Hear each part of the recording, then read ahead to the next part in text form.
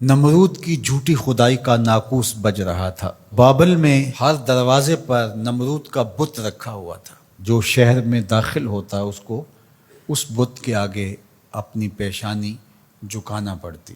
اللہ نے حضرت ابراہیم علیہ السلام کو رشد و ہدایت کا نور دے کر کے اس دنیا کے اوپر بھیجا۔ حضرت ابراہیم علیہ السلام لوگوں کے رویے جو ان بتوں کے ساتھ جڑے ہوئے تھے اس سے بہت آزردہ تھے۔ قوم سال میں ایک بہت بڑا میلہ منعقد کیا کرتی تھی شہر سے باہر، اور سب وہاں جایا کرتے تھے۔ ناچ گانا ہوتا، رقص و سرود کی محافل ہوتی۔ جناب ابراہیم بھی بلوغت کی عمر میں قدم رکھ چکے تھے۔ کہا کہ آپ بھی آئیے۔ فرمایا انی سقیم، میں تمہارے رویوں سے پہلے ہی بیزار ہوں، تنگ دل ہوں، تو مجھے مزید وہاں لے کے جانا چاہو گے؟ یہ تو کبھی نہیں ہو سکتا۔ تو وہ بتوں کے آگے مختلف اشیاء رکھ کے چلے جاتے تھے۔ تو ابراہیم علیہ السلام گھر سے نکلے، ہاتھ میں کلہاڑا لیا اور ان کے مرکزی بت خانے میں داخل ہو گئے۔ دیکھا کہ انواع اقسام کے کھانے ان بتوں کے سامنے پڑے ہیں، تو کہا کھاتے نہیں ہو؟ اب وہ کیا جواب دیں؟ مجسمے ہیں پتھر کے۔ تو دوسرا سوال کیا، ما لکم لا تنطقون، بولتے نہیں ہو؟ کچھ بولو نا، کیوں نہیں کھاتے ہو؟ قرآن نے تعبیر کیا اس انداز کو، تو دائیں ہاتھ سے زور کی ضرب ماری، فجعلہم جزازا، ان کے ٹکڑے ٹکڑے کر کے رکھ دیے، چورا چورا کر دیا۔ الا کبیر اللہم، جو بڑا بت تھا اس کو بس چھوڑ دیا، اس سے کوئی صلح نہیں تھی۔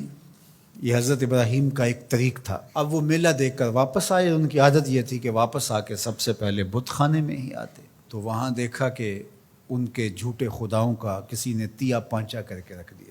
ظاہر ہے کہ ان کے خداؤں کے ساتھ یہ ہوا تھا تو ان کی تو عقیدت وابستہ تھی۔ ان کے پروہت چیخنے لگے، پجاری رونے لگے، اور عجیب شور مچ گیا، ہمارے خداؤں کے ساتھ کوئی یہ کیسے کر سکتا ہے؟ ظالمین سے ہے جس نے یہ کیا ہے۔ شہر کا شہر جمع ہو گیا، آیان سلطنت جمع ہوئے۔ انہوں نے کہا کہ ایک ہی نوجوان ہے اس پوری معاشرت میں جو ان بتوں کی برائی بولتا ہے، تو یہ اسی کا کیا دھرا ہو سکتا ہے، اور کون کر سکتا ہے؟ کہا اس کو لوگوں کے سامنے لاؤ۔ اللہ اکبر، ہزاروں کا مجمع ہے، نمرود سے لے کر کے حکومت کے کارندوں تک سب موجود ہیں۔ اور حضرت ابراہیم علیہ السلام، چڑھتی جوانی، عنفوان شباب، پیشانی پہ چمکتا ہوا نور، روشن اور تاباں چہرہ، توحید کا اجالا آپ کی آنکھوں سے پھوٹتا ہوا، زیر لب ہلکی سی مسکراہٹ، دربار میں پہنچے۔ جذبات سے بھرے ہوئے تھے، بفر سب بول پڑے، کوئی ادھر سے شور مچ گیا۔ قالوا انت فعلت ھذا بآلہتنا یا ابراہیم، اے ابراہیم ہمارے ان خداؤں کے ساتھ تو نے یہ سلوک کیا؟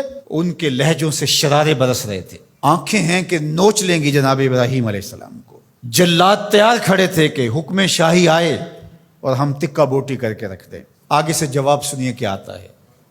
قال بل فعلہ کبیرہم، کب بڑے نے کیا ہوگا، کلہاڑا تو اس کے کندھے پہ پڑا ہے۔ اچھا یہ نہیں بولتا تو ان سے پوچھ لو تمہارے ساتھ یہ کس نے کیا ہے، یہ اپنے خداؤں سے پوچھ لو۔ اللہ اکبر، یہ کاٹ تو کلہاڑے کی کاٹ سے بھی سخت تھی۔ یہ جو بفر کے اچھل کے باتیں کر رہے تھے، اپنے ضمیر کی طرف پلٹے، اور اندر سے ضمیر نے کیا آواز دی، تم خود ہی ظالم ہو، جو اپنا دفاع نہیں کر سکتے تمہارے معبود کیسے ہو سکتے ہیں؟ اپنے سروں کو جھکائے ہوئے آیان سلطنت بھی، اور بڑے بڑے پروہت، اور بڑے بڑے پجاری، اور بڑے بڑے قبیلوں کے سردار، وزیر مشیر، سب کے سر جھک گئے، اور جھکے ہوئے سر سے آنکھیں چار نہیں کر سکتے تھے، اور بولتے کیا ہیں، لقد علمت ما هؤلاء ينطقون، ابراہیم تو جانتا ہے یہ بولتے نہیں۔ بس اسی موقع کے انتظار میں تھے حضرت ابراہیم۔ پھر حضرت ابراہیم کھڑے ہوئے، اللہ کا پیغمبر بولنے لگا، قال افتعبدون من دون اللہ ما لا ينفعکم شیئا ولا یضرکم اف لکم ولما تعبدون من دون اللہ افلا تعقلون۔ کا افسوس ہے تمہارے اوپر، ان کو پوجتے ہو جو تمہیں فائدہ بھی نہیں دے سکتے، نقصان بھی نہیں دے سکتے۔ اف لکم، یہ کاٹ ہے جو کلہاڑے سے بھی سخت ہے، یہ ضرب لگ رہی ہے، اف لکم، افسوس ہے تمہارے اوپر، ولما تعبدون من دون اللہ، اور ان پر افسوس ہے جن کو تم اللہ کے علاوہ پوجتے ہو۔ افلا تعقلون، تمہاری کھوپڑی میں دماغ نہیں؟ سوچو تو صحیح۔ اب اس کا کیا جواب ہو سکتا تھا؟ جب جواب نہ ہو، دلیل اور استدلال کی زبان بند ہو جائے تو پھر اوچے ہتھ کنڈوں پہ لوگ آ جاتے ہیں، کیسے جلا دو، اور اپنے خداؤں کی مدد کرو۔ ایک چیخا جلائی گئی، ہزاروں من ایندھن جمع کر کے اس کو آگ دی گئی۔ اب ابراہیم علیہ السلام کو اس آگ میں ڈالا جانے لگا ہے۔ جبریل حاضر خدمت ہوتے ہیں کہ اے ابراہیم، میں تمہارا پیغام لے کے رب کے حضور حاضر ہوتا ہوں، کیا التجا ہے، کیا دعا ہے رب کے حضور؟ تو جناب ابراہیم بولتے ہیں اے جبریل مجھے بتاؤ ان کے دل میں کس نے ڈالا کہ یوں چیخا جلائی جائے اور مجھے آگ میں ڈالا جائے؟ کہا رب جلیل نے۔ کہا جلیل کی یہ مرضی ہے تو خلیل کی بھی یہی مرضی ہے۔ جے سونا میرے دکھ وچ راضی، جے سونا میرے دکھ وچ راضی، میں سکھ نو چلے ڈاواں۔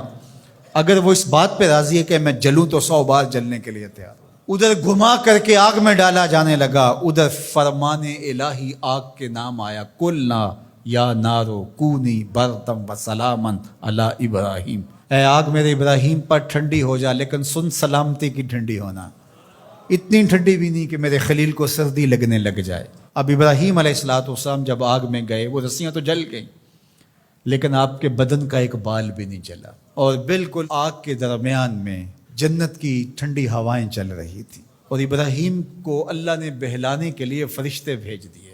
40 دنوں کے بعد جب آگ بجھنے لگی اور کوئلے دہک رہے تھے اور آگ کے لاوے کم ہوئے، تو لوگوں نے دیکھا کہ ابراہیم تو کوئلوں سے چلتے ہوئے یوں آ رہے تھے جس طرح کوئی نازنی پھولوں پہ چل کے آ رہا۔ کسی نے حضرت ابراہیم سے پوچھا زندگی کے بہترین لمحے کب تھے؟ کہا وہی 40 دن جو میں نے آتش نمرود میں بسر کیے تھے۔